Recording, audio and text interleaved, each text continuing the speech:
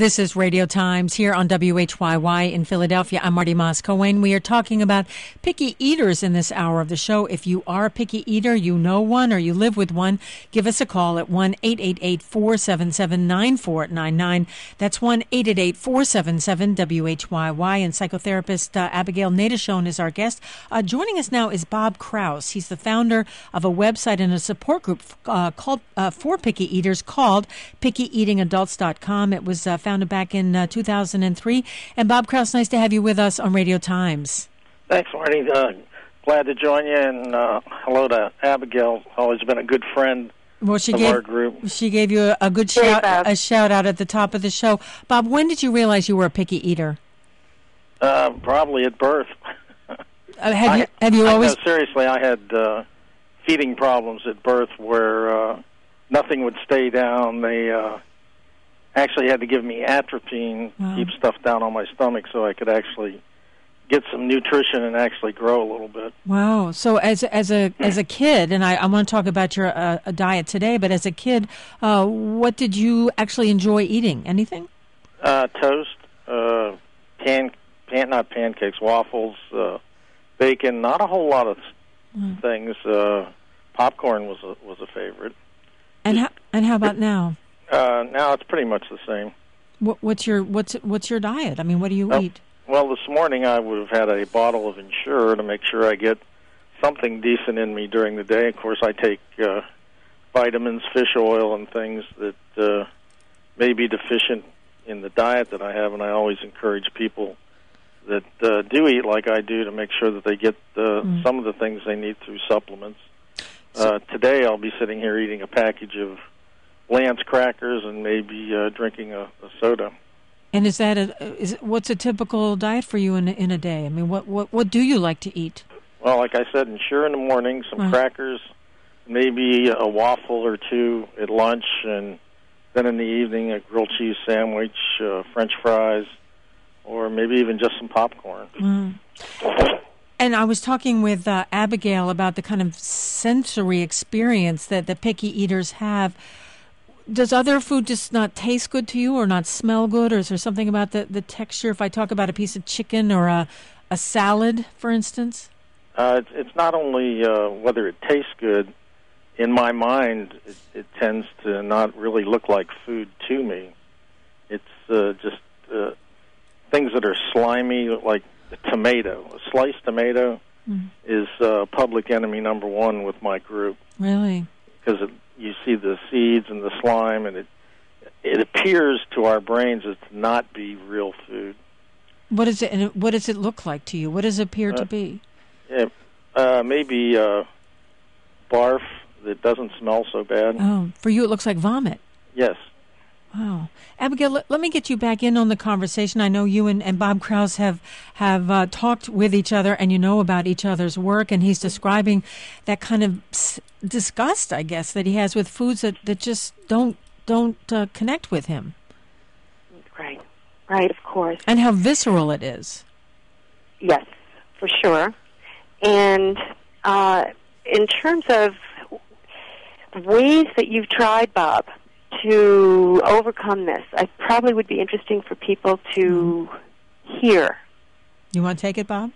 Once I went to a psychiatrist who tried to use biofeedback on me, where you'd learn to relax and everything will be okay, and it really didn't help. It didn't help with the textures, and it didn't have anything to do with changing the way my mind sees things.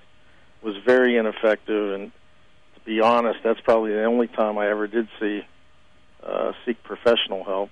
And I know since I've had the support group up since 2003, we haven't seen a whole lot of success with people being cured. Couple maybe, but we do know that it is possible to improve the things you eat through a method called chaining, where you take some food that you like and maybe move out to something else that's similar but has additional ingredients in it. That does seem to help some. Has that helped for you? Has that been helpful to you? Not really. Not really. But I'm on the extreme side of things. But there's a lot of people that are not quite as extreme as I am that have made progress in that area. I would also like to tell you that health-wise, we don't see a whole lot of consequences within the group, although we do tend to be a little bit overweight.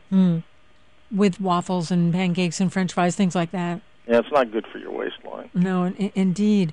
Abigail, going back to some of the things that you were talking about and what Bob is saying from his own experience, and also people in his group, pickyeatingadults.com, that it sounds like this is a hard problem to try to fix. Yeah, it's hard, and it's full of discomfort. But I must say that people do make some improvements, especially in my experience. It has been with the very young children who have had an integrated approach to treatment where parents have involved occupational therapists, speech therapists, psychologists, nutritionists, and have engaged the child in some neurological kinds of methods, like the Anat Baniel method or the Feldenkrais method. There have been changes. And in working with adults, what I've found is what's so important is the ability to just believe that we as human beings, all of us, whether we have picky eating or not, we spend our lives working on trying to make constructive changes to grow and to learn. And my sense is that those people, those adults with picky eating who I've worked with, who have loved ones who can support them, who can motivate them to keep on trying, who can keep doing different things together with support, that those people do tend to make some kinds of progress that brings them some kind of comfort. And well, hold on to that thought, because I want to go back to Bob, and I know that you have talked about some of the social experiences of being a picky eater. Can you add to that?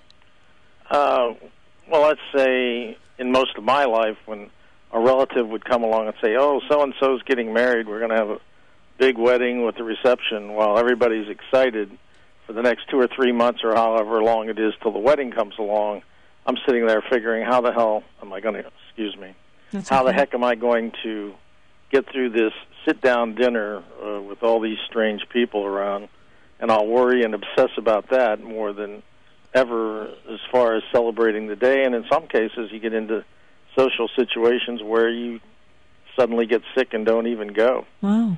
It's really a big problem. So, and it sounds like a lot of anxiety anticipating an event like this. Have you been able, though, to go to, for instance, a wedding and in any way be able to enjoy it, or does it feel like some kind of a test for you that you're not going to pass? Well, I think my daughter, who had a wedding, 4 or 5 years ago, I went to the wedding and I volunteered to be the videographer, so that made my stay at the wedding unstressful for me, and I've gotten a lot better about it. I go to business things now, and I'm basically upfront about it, and I just sit and enjoy it because I want to be there with the people, and I'm not going to let it stop me, and that's been a big change in my life. And one thing that Abigail mentioned, as far as treatment goes, I've always stressed that the younger they identify people that have this, the better in terms of trying to make a big difference with them. The older they get, the more ingrained they get, the less likely you are to have a great success. So from your perspective, and then I do want to get some callers in, Bob Krause, from your perspective, then you have accepted the fact that you are a picky eater and have a very limited diet? Yeah, I'm happy with myself. I've had a great life, and this is just one small thing that I've had to deal with, and I mean, there are so many other horrible things that you can have in your life. Sure. My thing is small. And one other thing I might want to point out, you probably have listeners right now that are saying, just a spoiled brat that grew up into an adult, and if you'd been my child, you certainly wouldn't have been that way. And I can only stress to you, and I'm sure Abigail will back me on this, hardball tactics dealing with somebody that has what I have will get them nowhere, only making it worse. And you're talking about kids that are, in a sense, told to sit at the table and eat that food? Yeah, and they're likely to sit there till everybody goes to bed at midnight, and they won't eat. I've heard stories of families getting so hardball they'd even put a child in the hospital, and they're going to starve the child until they eat what they want them to eat. And in cases like that, they always have to stop because the child gets so weak they get worried. Wow.